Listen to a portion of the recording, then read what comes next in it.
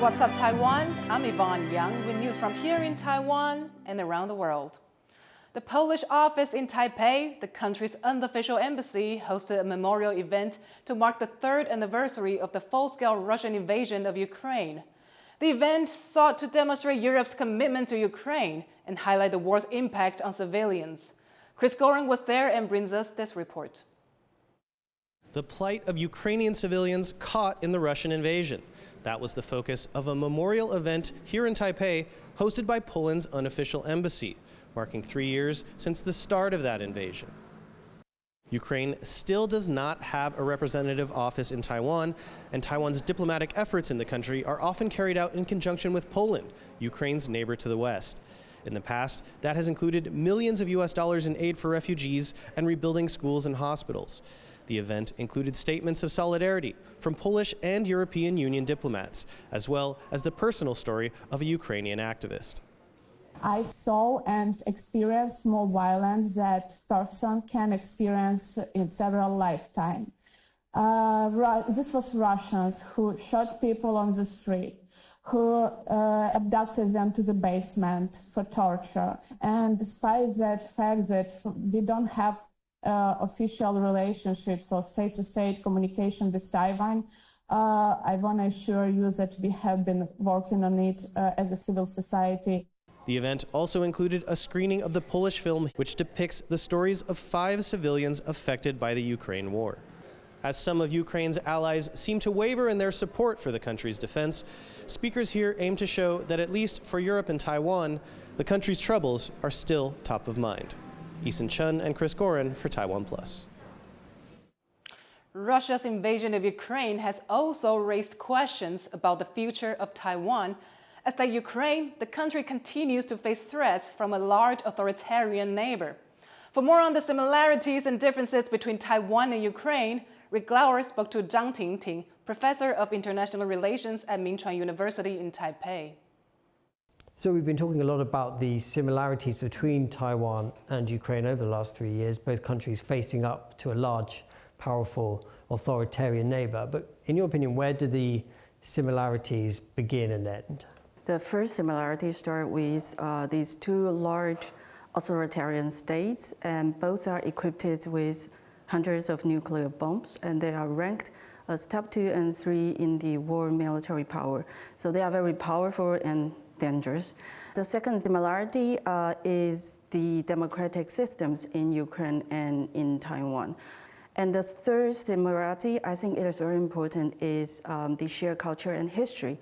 In the beginning of the war, Putin tried to legitimize its invasion in Ukraine by shared culture and history and deny the sovereignty of Ukraine as a state. And this is also what China is doing to Taiwan, very similar things. I think the first difference is that Taiwan is a de facto independent country, but we don't have a seat in United Nations or in any important international organizations. So these actually make Taiwan more fragile than Ukraine. And the second difference is Taiwan's economic power. We have a stronger economic power. Our chip manufacturing industry is very competitive in the global market. How has Taiwan's efforts to support Ukraine played out? The Taiwanese government has committed a lot to financial support, to humanitarian support, medical aid, food assistance, and Taiwan also provided generators or the power stations to Ukraine, lots of help.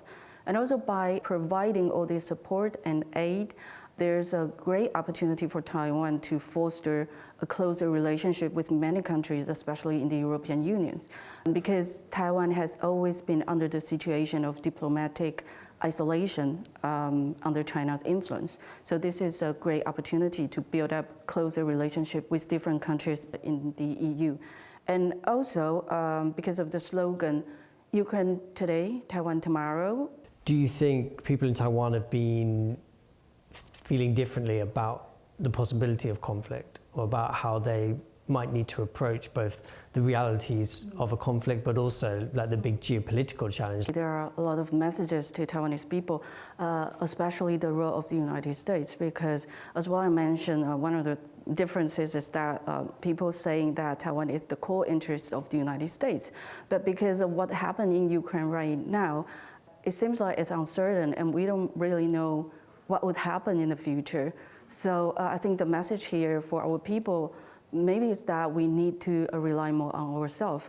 We can't rely on the liberalism, illusion, to expect other people to support us at the end of the story. So I think this is the main message for our people. That was Zhang Tingting, Professor of International Relations at Minchuan University. For more from Zoom In, Zoom Out, you can visit TaiwanPlus.com. Japan's defense minister has visited a Philippine military base to inspect a radar system provided by his country. この日本の装備品、今国際的にこの技術の競争が激しいんですけれども、やはり地域の平和と安定に役に立っているということは素晴らしいことでありまして。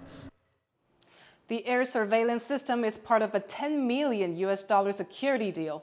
It's meant to boost the Philippines' maritime security in light of rising tensions in the South China Sea.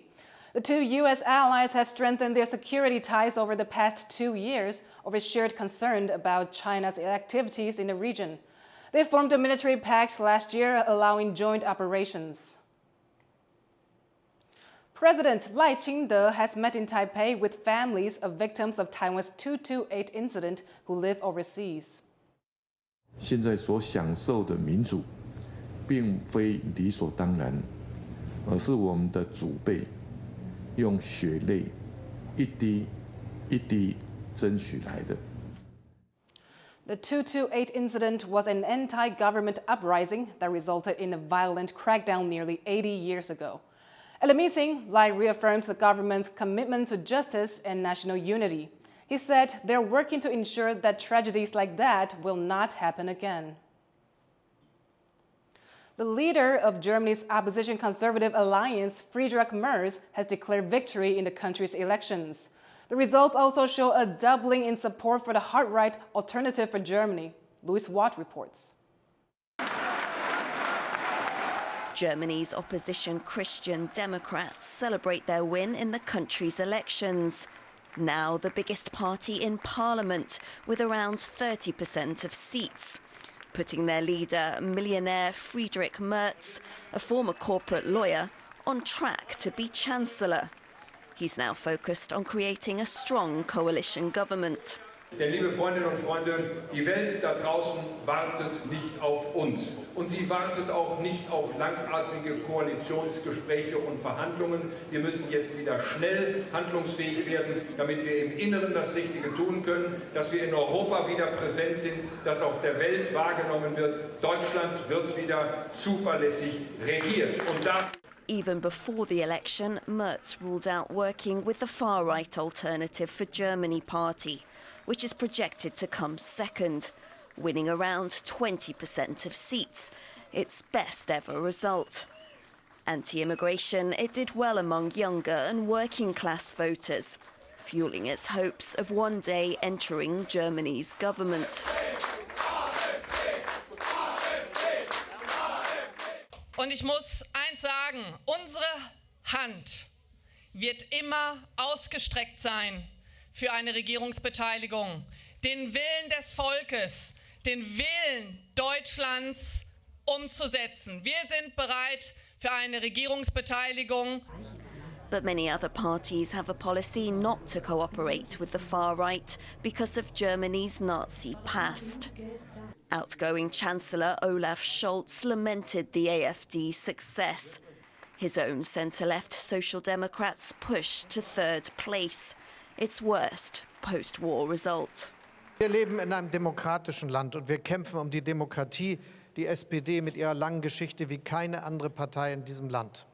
Und deshalb will ich für mich auch klar feststellen, dass in diesem Land eine extrem rechte Partei wie die AfD solche Wahlergebnisse bekommt, das darf niemals etwas sein, mit dem wir uns abfinden werden. Ich werde mich damit nicht und niemals abfinden. Scholz called this snap election after his coalition fell apart because of infighting over how to get Germany's lackluster economy going again. That's just one challenge for Merz and his future government. He says Europe must become independent from the United States, which is now talking directly with Russia over Ukraine and telling its European allies they must take care of their own security. Merz spent 2 decades out of politics and has never held a government leadership post. But his supporters are hoping his time serving on corporate boards will help him to revive Germany's economy and steer Europe through a time of geopolitical change. Chris Ma and Louise Watt for TaiwanPlus. The Vatican says Pope Francis remains in critical condition and is showing signs of kidney failure. The 88-year-old leader of the Catholic Church was hospitalized on February 14th and has been battling pneumonia in both his lungs. The Vatican says he's receiving supplemental oxygen and that the problems with his kidneys are currently under control. Francis has served as Pope for almost 12 years and is the sovereign of Vatican City, Taiwan's last ally in Europe.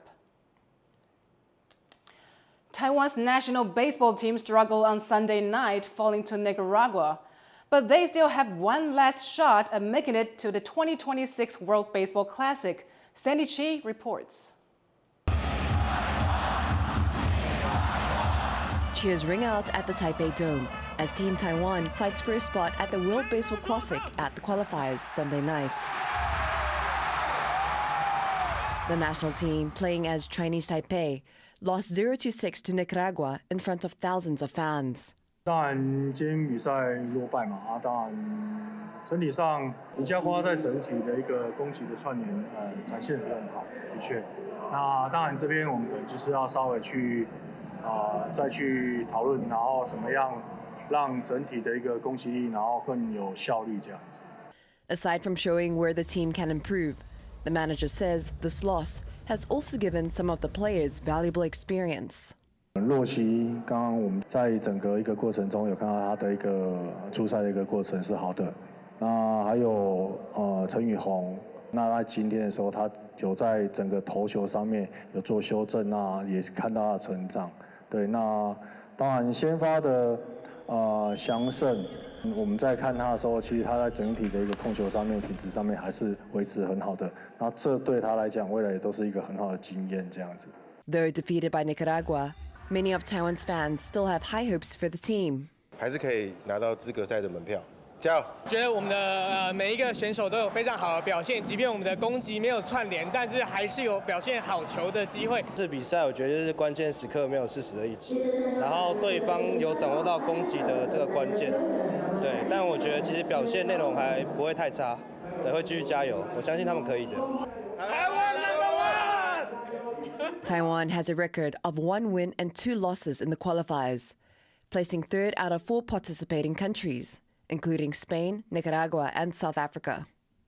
Taiwan will next play Spain at a winner-takes-all final match, where the team will have to fight hard to earn their spot to play at the World Baseball Classic in 2026.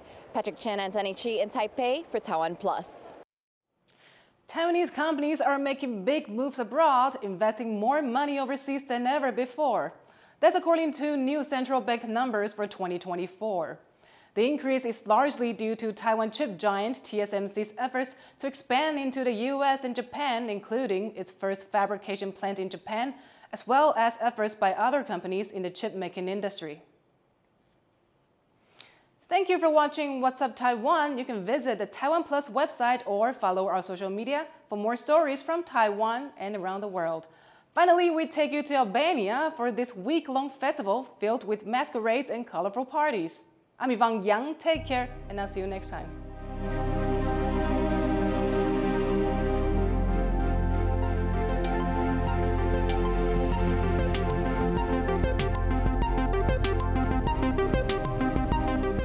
For For more stories from Taiwan, around the world, and Washington, D.C., please download the TaiwanPlus app and follow us on social media.